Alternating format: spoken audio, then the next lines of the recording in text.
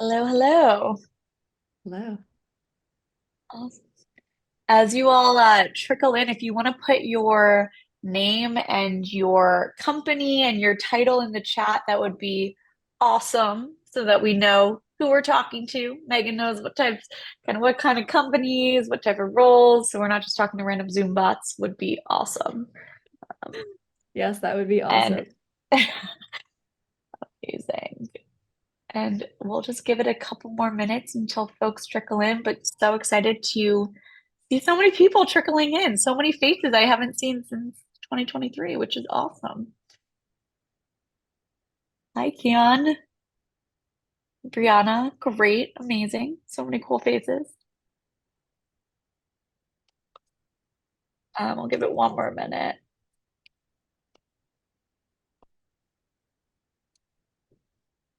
Perfect. All right, I'm gonna kick off as people continue to trickle in. I'm so excited for our first AMA of 2024. It's gonna be awesome because we have a Megan here who is literally the best. I feel like every time I talk to Megan, we have 30 minutes together and I just attack her with questions for an extra like 90 minutes because she knows everything about everything. So very excited to be here with Megan. How these work are I'll ask Megan some questions about life building ramp, but feel free to really raise your hand, throw questions in the chat, just scream out your questions for Megan. This is really for the community. So this is for you all to learn from each other and grow and build your knowledge of everything data-driven go-to-market. And you can continue to follow along on these AMAs in our community in Slack, and I'm sure Sandy will post that later. But yeah, these are for you to learn and have fun. And I know this will be a really exciting conversation. So I'll kick off with a brief overview of Megan, then I'll hand it over to you to cover anything I missed. And then we have some questions, but feel free to raise your hand. So Megan, I met Megan because she is a investor in Pocus, which we're very lucky to have. But she was one of the first 30 hires at Ramp. So she built really the revenue engine of Ramp from 0 to 1. First, she was a VP of Business and Revenue, and then now she's responsible for VP of Customer Success and Activation. So one of those people that just knows how to build all these different functions from 0 to 1, which really excited to have you here. So Megan, if you want to give a quick introduction and then we can start going into some fun rabbit holes. Yeah, definitely. And you're too nice, Alexa. I am still learning every single day, and like I think actually learn the most from understanding how different people are attacking problems across companies. So please take everything that I say with a grain of salt. Little bit about me that Alexa didn't cover. From California, Bay Area originally, out in New York here, and have been at Ramp for coming up on 4 years, which is a little crazy. It's been so much fun just to dive into different aspects of go-to-market, but definitely excited to chat about early stages of go-to-market, finding things that worked, things that didn't work, scaling and whatnot. Um, and yeah, we'll take it from there. Love it. So the first thing I want to dive into is being employee number 30 at Ramp. Tell us what the go-to-market team looked like when you joined and what the evolution was until now. Yeah, it was pretty tiny. I think we had 5 people on our sales team, or I'll say go-to-market team broadly, not just sales. Didn't really have a marketing team. We had one person on partnerships and whatnot. And my goal or the task that I was handed was figure out how to double revenue in 3 months. And so just do whatever you need to do. And I think on the second day, I pretty much wrote up a little Google Doc and had a framework of the go-to-market funnel, what definitions of like what an MQL, SQL, close one, like all that stuff was, and conversion rates. Because I was like, okay, let's figure out what we have here, and like and whatnot. It was kind of academic, but early on, it was really just like that. It was kind of here's a very big thing that we want to do and go figure it out. And it took a lot of, understanding where we were at, where we wanted to go, and just throwing a lot of stuff at the wall to see what would stick to eventually get to where we were now. And of course, it wasn't just me; it was a whole bunch of folks. Just because the go-to-market team was 5 people didn't mean it was just 5 people working on it. Like we had jam sessions with engineers, product design. Like we had full company leaning in, downloading their LinkedIn networks. Like we were scraping things all together, and it was just a lot of fun. That is Yeah. awesome. So how in the early days, like really tactically, what did the sales motion look like? Like, where did you get leads? Was it top down? Was it PLG? What did kind of, how long did the sales process look like? Like, where did you even begin? A little bit of everything in terms of where the leads come from. I would say founder-led sales was where we had started, and so we lean into that of like the founders network and also our employees direct network. So that's where kind of going through LinkedIn, profiles and networks and downloading that had started. And then we also played around with, listing out a ton of growth experiment ideas. Some of them were, just one-time things that we could do. Some of them were complete long shots and totally failed. Like there were some crazy ideas about trying to do something that would generate a lot of PR. Like it was COVID at the time too. It was May 2020, so no one's really walking around in New York City. And I think there was an idea about like dropping a bunch of cash in Times Square. We did not pursue that idea, but like I just say that to illustrate like the scope of the brainstorming and where that led to. So we're coming all at all angles. Like how are there accounting firms or other channels that we can potentially explore partnerships with? Do we want to start to invest in content and SEO and like other marketing channels, paid ads and stunts, for example. Where it has evolved is that we really found that we found something special with our outbound motion, actually. We had a really strong SDR who just sat next to, and we would write emails and different various types of emails for hours at a time and just send them in mass and figure out what people open and what they responded to. And we eventually turned that into a bit more of like an outbound machine. So mostly cold email. Later on, experimented with cold calling, but cold email was, I would say, like the first main repeatable motion that we found from a lead generation standpoint. And what ultimately unlocked that was in pairing our sales team, so our SDR and AE team, primarily SDR team, with our engineers and product to figure out how could they actually work together to build something to actually simplify and automate some portions of the workflow in doing outbound. So a lot of iteration there to eventually build, I would say, like the first main repeatable channel. So it sounds like sales wasn't even really involved in the first Oh, I didn't kind even of. answer the other parts of your question. Whoops. No, Lead but gen. it's interesting. Like, say, the folks more involved in generating leads in the early days was kind of growth, product, engineering, SDR Right. Right. I would say versus actually like AEs. primary lead gen was SDR, product eng, and we played around with different marketing tools. I started working on paid ads. We tried a little bit of content and stuff like that, though that takes a while to build Mhm. out. So I would say the fastest feedback cycle that we could get was for us, the outbound motion. Of course, we did also have our AEs do their own prospecting and sourcing as well, but it was just not the same level of volume that we could get with the SD and Eng kind of working together.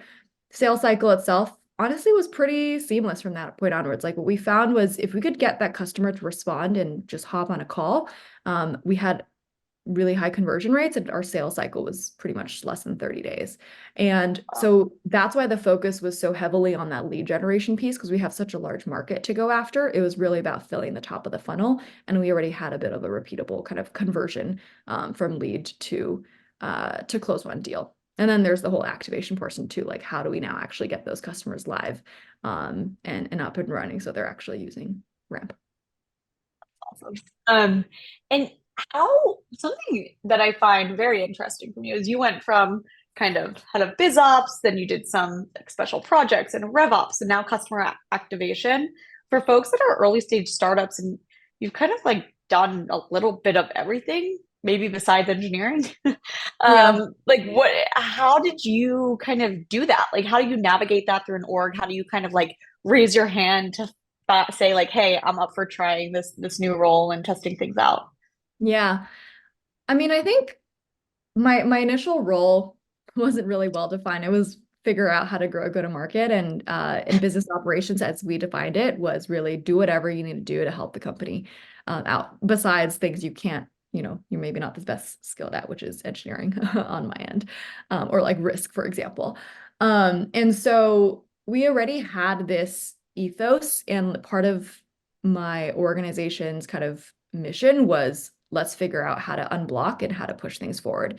And so the first 5 hires were all what we just called generalist biz ops hires, where they would plug in and out of different special projects to help move the company forward. And that could look like something that was, maybe partnering with like a product person to find the next area that we wanted to develop in, and assess if it was like the right opportunity to go towards.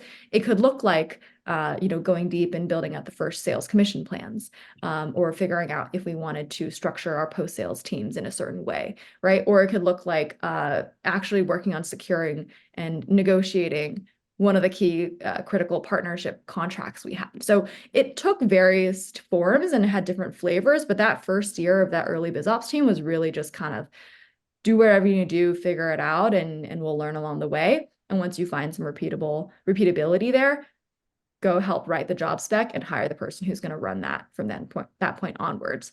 And what that breeds is essentially this openness, I think, in the org for people to kind of notice things that can be improved or that they're interested in and actually lean in and help out. And so for me, once we got to a point, it was probably like 2022 or so, the function that I had like had gotten to a place where we didn't really need to actually take on that many special projects. Like the company was a little bit more established then. We had, those new department heads hired and functions and more specific roles built out and hired.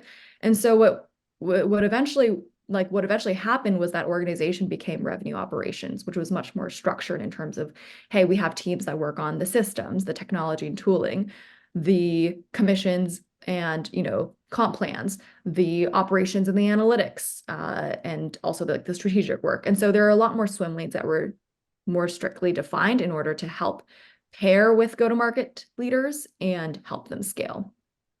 And then for me personally, I was noticing, hey, I've done a lot of work in different places, but I would actually really love to get even closer to the customer and more on like what I call like the front lines of really understanding like what's making your customers tick and how do we make sure that they're actually activating on ramp as quickly as possible, because we have a consumption-based business model.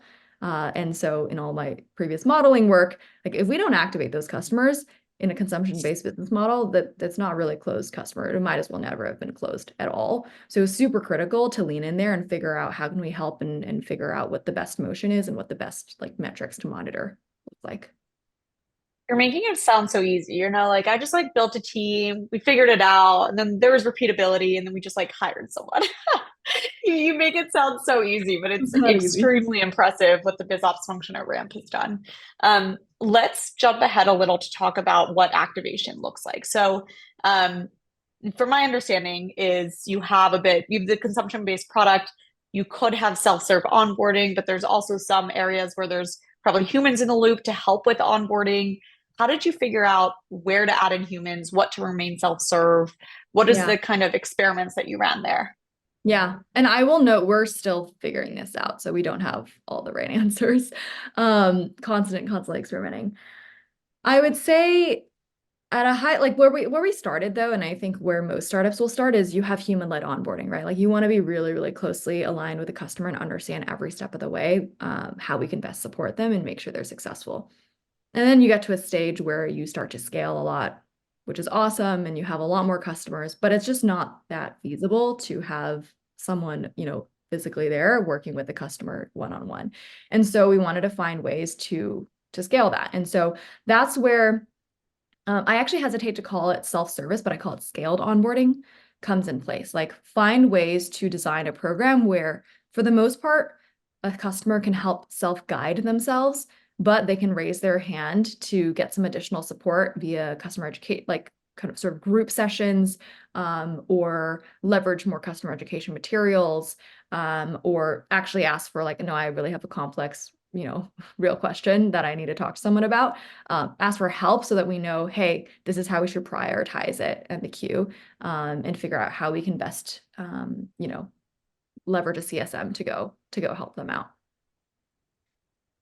I like the distinction between scaled versus self-serve.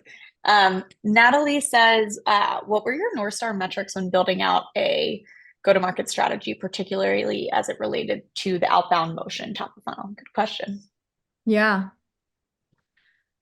It's like conversion rate. So like what's the Well, if you want to get really, really granular with outbound, I think we would identify the TAM first. So what's the total TAM? And then we would actually break down and understand how much we could reasonably reach out to cold in a given week or month, because there's a limitation in, like the number of emails you can send and whatnot. And so we're like, okay, this is the amount emails sent or like companies contacted, and then reply rates essentially from there. I would say reply rates was one of the big things. Open rates are pretty hard to measure accurately now. So probably reply rates, then from reply rates over to demos booked. That would be the one for the outbound motion. And then for sales, then more so basically that first call onwards to close one. Um, Random question that I'd be curious that I did not say as a prep question, but what are your thoughts with all of this like GPT outbound now, where you're like, you can just, you don't need humans at all. We can just totally use ChatGPT and auto generate a bunch of AI driven personalized emails and go. We don't need SDRs.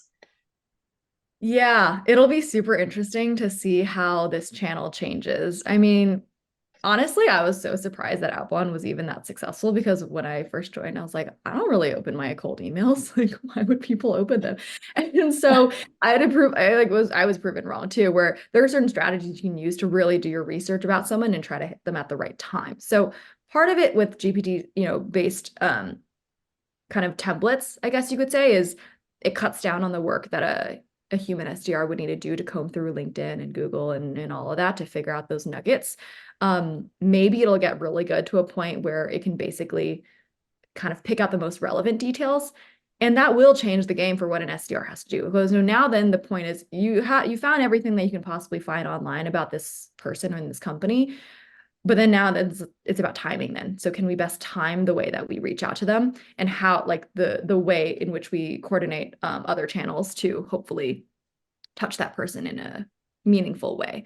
Because obviously if you have more and more and more noise in cold email and it all sounds kind of the same because everyone can find exactly the same amount of information about you online, like that's just going to become not super interesting to respond to.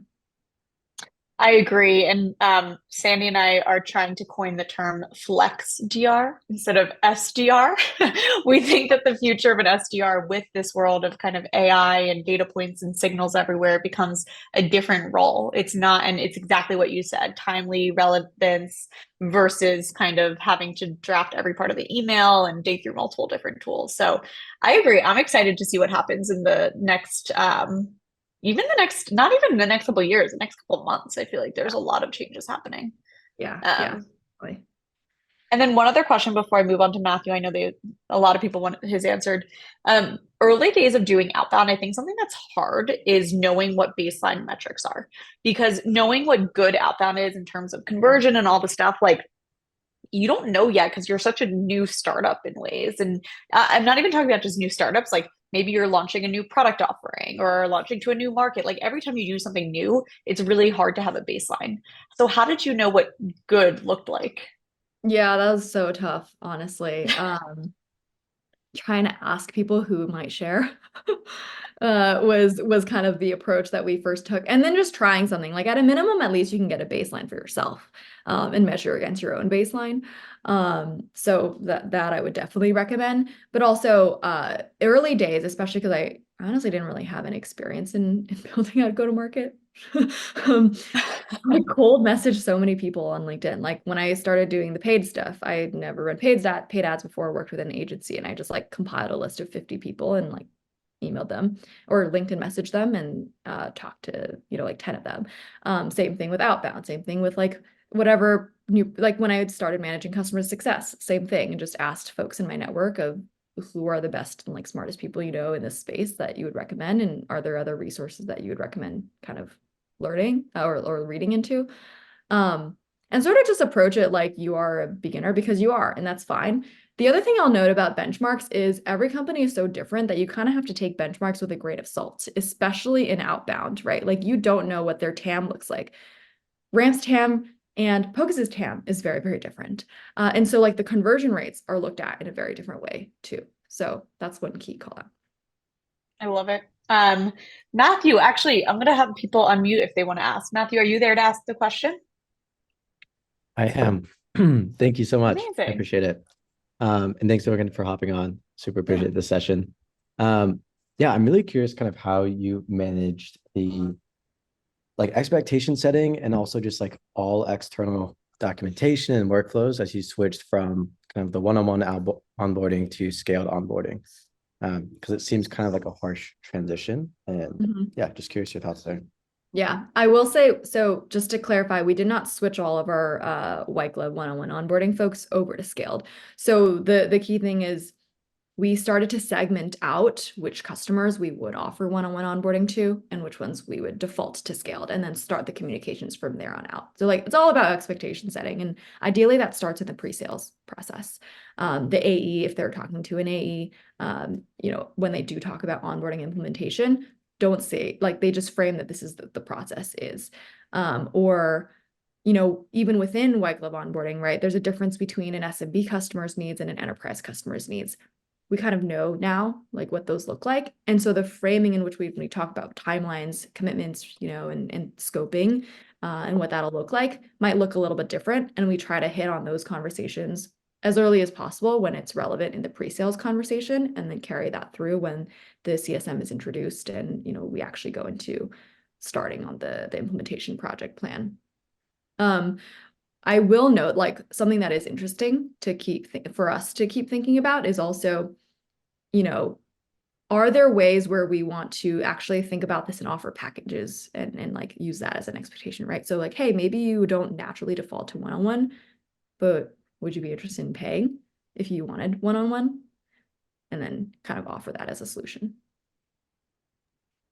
So thanks so much. I want to pause for a second before I have so many questions for Megan, but I want to pause if anyone has questions they want to ask. I'll keep going, but feel free to post them in the chat. Um, Megan, something I'm curious about when you have scaled onboarding, um, that's like a full company effort, right? Of like figuring out Mhm. how you do this from a CS perspective, from like a lifecycle marketing, from in product. We're thinking a lot about this now. Like, how does this all happen? Like, who's in charge? Like, who do you have to involve in what? And I'm curious kind of what ramps down in each of those categories.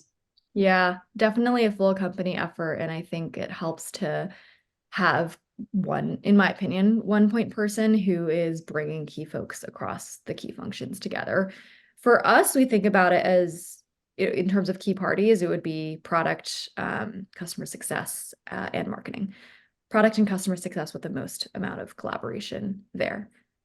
I should add like maybe sales AE for like the expectation setting as well, but product and success. So when we decided that we really wanted to focus it on this, not just this, just like activation holistically, this was a space where I actually raised my hand when I was still managing the revenue operations team officially, to sort of lead a cross-functional effort to better understand and diagnose what was going on and what we might want to explore and do. And we had these after, we did a lot of data analysis and whatnot and talked to customers, talked to customer success managers and various folks.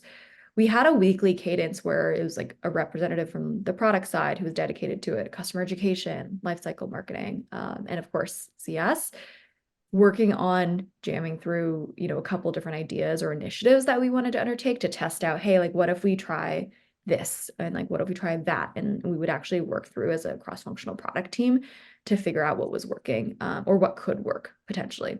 But there's a lot of stuff that are dependencies, right? Like, for example, in my ideal state, you can do everything in the product. Well, getting everything in the product sounds really cool, but it's actually pretty hard to think about how to really design it in a really seamless way and also get customers to engage with it.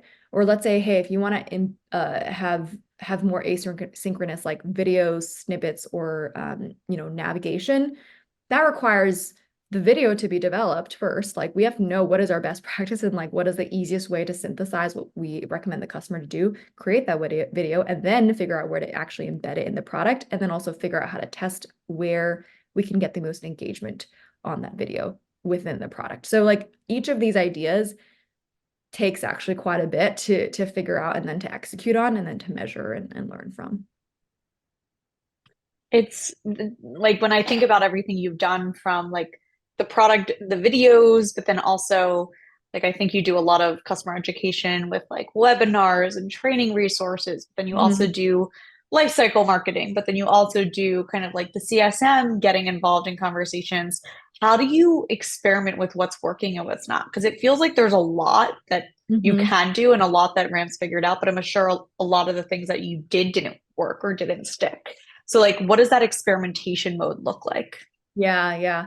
I will actually say like one of the key learnings that I had in doing this in like trying to coordinate so many cross-functional folks together was that simplifying was easier to learn faster. Because so in that example that I just gave, let's say like in product onboarding with embedded customer education moments, there's so many factors there to better understand and break down why a metric was low or why it was high.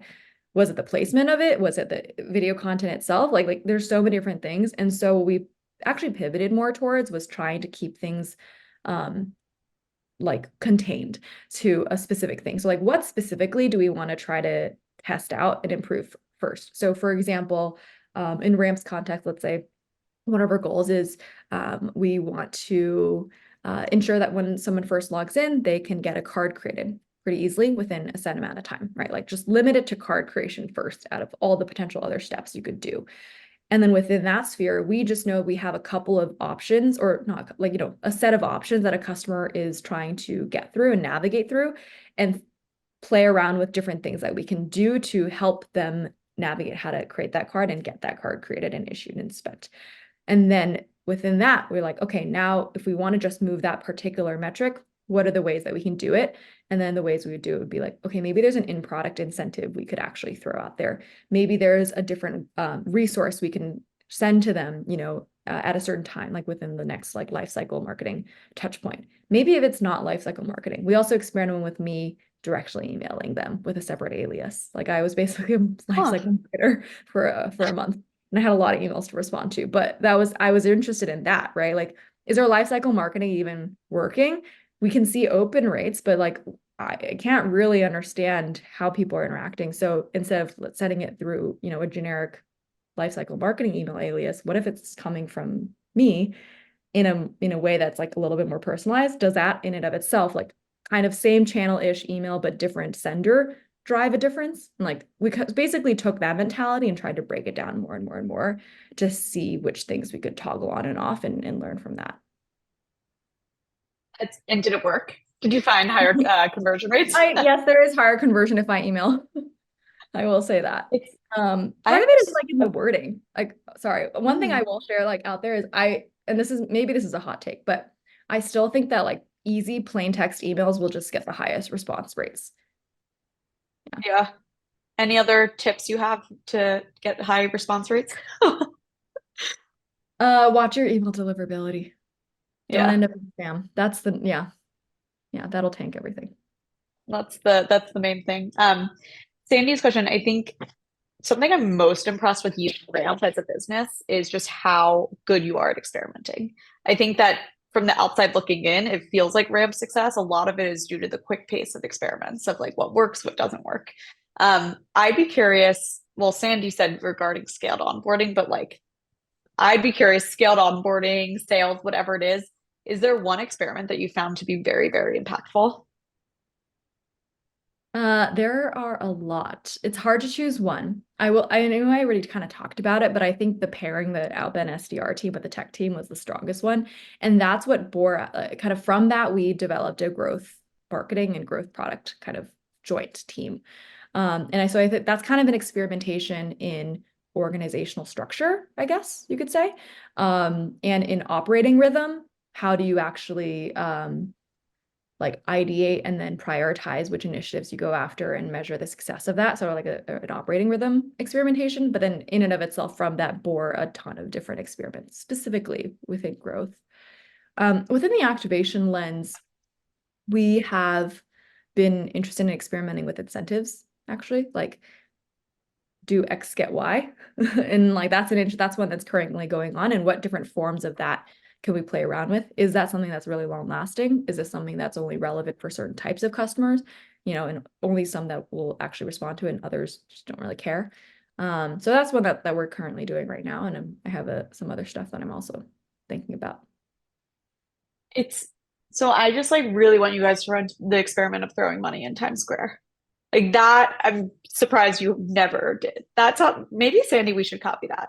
Maybe we should partner with Ramp and we all just go and throw money in Times Square. I mean, like we kind of did a version of it, which I think was better than throwing money in Times Square, which was that we highlighted our customers in Times Square without telling them until I've we did it, seen and that. made pictures of that and posted all over social.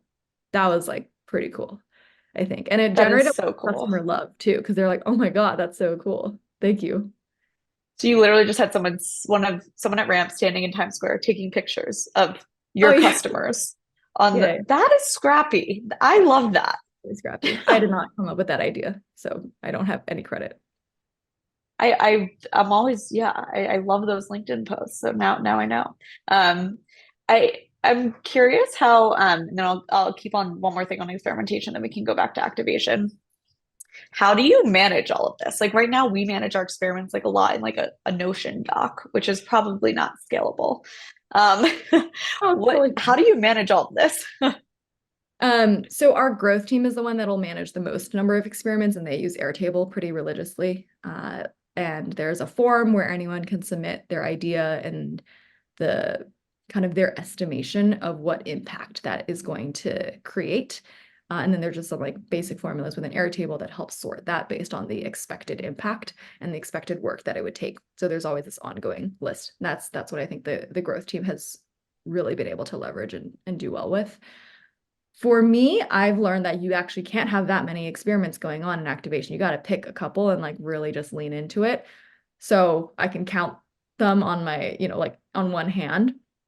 And it's more about, can we actually really execute this in a better way? And what I mean by that, I think one of the learnings, I'm going on a little digression here now. One of the changes in things is in growth, like from a lead gen perspective, it's nice that you have a lot of numbers to work with. And in customer success and activation, the numbers are much less like black and white.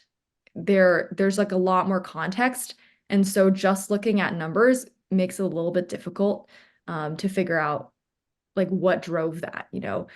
And also with customer success, especially in white glove onboarding, right? It's not like you're just counting ad impression. Like you're basically trying to potentially experiment with ways that you are coaching your CSMs to talk to customers. So there's like an extra level of you're influencing people to do things in a different way. And that's much more difficult to actually measure in a hard and fast, like black and white way. And when I say experiment with a different version of a kickoff deck, like how do you really quickly get a sense of whether that's working well or not? It's a very, very, very different type of like way of assessing an experiment versus a growth lead gen experiment of like that's very numbers based. It's so true. We call this at Pocus shipperating. It's ship and iterate. It's one of our values. We're always shipperating on the I kickoff love that. deck, on the experiment. So I appreciate the perspective there. Matthew, do you want to unmute again on your topic? Yep. Thanks. Um, I'm curious. So when you mentioned, it's a large cross-functional work between product and CS on activation. So there's kind of a goal to constantly evolve the product and at the same time run experiments with CS on the content front. How do you manage keeping the content up to date while also quickly improving and making adjustments in product? Yeah, that's like a problem. It's really hard. Yeah. It's to answer your question, we don't do it very well. Like I wish we could. I mean, if there was a way to really quickly like splice like a video and say, like take out this part and swap it out, that'd be nice. But yeah, the ramp product evolves so quickly. Navigation sometimes changes, stuff happens so quickly, and we wouldn't want to slow that down to make the content development piece easier. So we don't, obviously. The way that we tactically try to address that though is for the scaled onboarding piece, we have like webinars multiple times a week, and those are always recorded. So we can upload the most recent recording of that webinar that goes to at least the basics of platform onboarding for those folks. And then for the CSMs that are working with customers more and more directly, we actually just ask them to be scrappy and use Loom if they are finding themselves needing to re-explain something again and again. And currently we don't really care too much about how pretty that Loom video is. Like it just matters more that it's personal actually, because it's literally the CSM showing some functionality and showing it in a little snippet and sharing that to customers, and we're fine with that. Awesome. And on docs, like just general documentation online, do you even Oh, try to keep those up to date, or that is we do. that just Yeah, like yeah, every few yes. months? Yes. So Okay, like gotcha. help center stuff, we do try to keep up to date. That our customer support and like kind of L&D team is in charge of. So and product ops. So they're very on top of, if there's a new change and something, they'll go and make sure that part of the checklist of rolling out that change is that the article will be Cool. changed. Yeah. Awesome. Thanks. Do you ever do support in Slack with customers, or is this all through kind of email and other channels? Most of our support, like customer support, runs out of Zendesk. So Zendesk tickets. They also take phone calls. And then for customer success, obviously customers will just email a lot of times and ask directly in a live meeting. So that might be the other method in which we're helping them out. We only help a select number of customers via Slack. More so from like a scalability of tracking and ability to kind of escalate internally perspective. Makes sense. Arv, do you want to ask your question? Yeah. Hi, Megan. Thanks so much. This is Arvin with the Pocus team. This is a question that's really top of mind for me and Alexa and Sandy. What are some of your North Star metrics that your CS team to pay attention to, like product usage wise, health wise, especially during like earlier life cycles of new customers? Yeah. This is a really good one. We break it down into health signals when they are in activation and also when they're post activation. So that's like one of the key differentiating moments I'll note. Because healthy activation leads to stickier customers. And then one of the earliest indicators of churn is poor activation. So first off, in the activation side, we actually just have a set of sort of key onboarding milestones that we determine are most important and like basic to get done in order to actually have rolled out ramp period. And so for example, one particular one is ensuring that the accounting ERP is integrated and that there's one full transaction that's synced through. Because in order to leverage accounting automation rules and that actually helps with transaction coding and cutting down month-end close time, that piece has to be done. So like there's a set of core onboarding milestones that are just binary, yes, no, they're done. And we have a time frame like against that of, hey, we want these set of milestones to be done within this time frame, which indicates that that customer is willing and like interested in moving forward and that they haven't really run into hiccups in doing those things. So that's, I would say, like from a milestones perspective, what we think about activation wise. And then there's behaviors that can signal deeper product engagement and like customer getting value or like actually using RAM. So every product has its own version of what that might be. But then our account management team, which then manages the relationship from then on out, they look at some critical things like, I'll just take that accounting example just one step further. Are they at least syncing, their transactions once a month, like at a minimum to do their month end close? And then can you see that like repetition month over month? So like that would be one example of that product signal. I think it gets pretty tough, especially if you have multiple products, to try to collate everything into a single red, yellow, green product health signal. So you kind of have to be careful about how you do that. And then you also don't want to have like 20, different product health signals such that they're also just noise at the end of the day either. So it's about figuring out what's like the bare minimum and then maybe like one or two other nice to have ones to indicate, hey, they're actually using this in a healthy manner, or hey, actually they're using something more as an expansion signal to then lean into.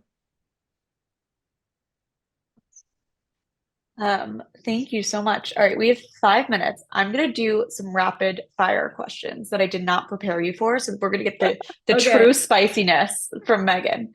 Um, what advice would you give yourself first joining Ramp, given what you know now? Oh my God.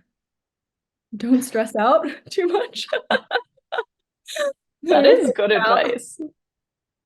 Everything Yeah. just works out. Second one, what common advice, or like things people say in the go-to-market world, do you think is absolute trash? Wow. I love that you didn't prepare me for these. Um, that is absolute trash. I mean, This one's a hard one for me. I think there's okay, here I'll like slightly reframe it. Like my hot take actually, or I think it's a hot take in CS is that you have to tie them to variable compensation at the end of the day. So a lot of customer success is salaried. That's generally what I've seen. And it's a conversation that we have a lot with candidates too. They're like, I'm not used to this compensation, Huh. you know.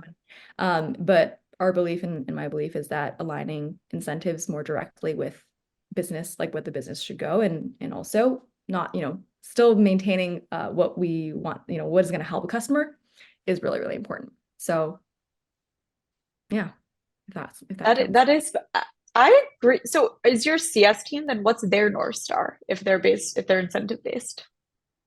They are incentivized to activate ramp deeply and quickly. So we measure essentially like within a time frame, how deeply did you get them active? And we are a consumption-based model, revenue model.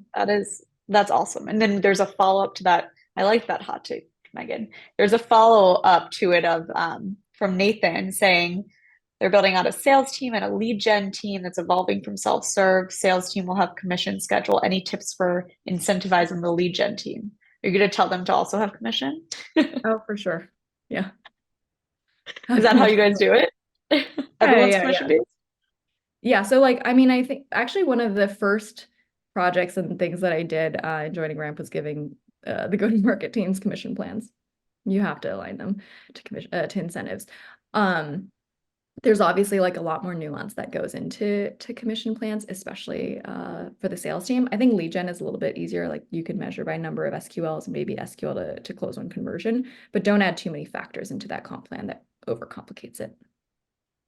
You always make everything seem so easy. Every time I talk to you, I'm like, yeah, duh. Like, why aren't we doing that? I'm just kidding. No, You figured it all out. Last rapid fire is besides obviously the Pocus blog and podcast, what are your favorite blogs or podcasts or something to follow? You've learned so much. So where do you learn it all?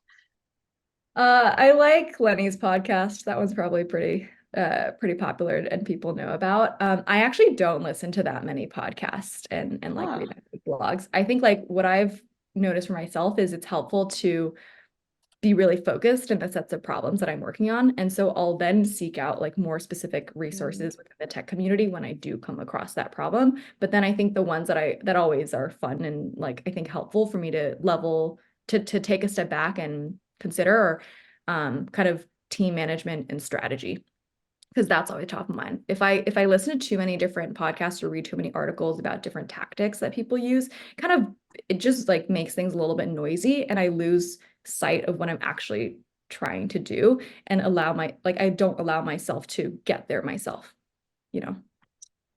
I actually was just asked this on a podcast and said the exact same thing. I Oh, think wow. sometimes if you listen to too much I take everything as a data point, but if you listen to too much, it's hard to think first principles.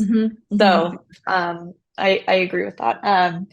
Amazing. It was so amazing to have you here, Megan. I learn something new every single time that we chat. So I really appreciate you being here and sharing with the community all of your incredible insights from building at Ramp. So you are phenomenal. Thank you so much.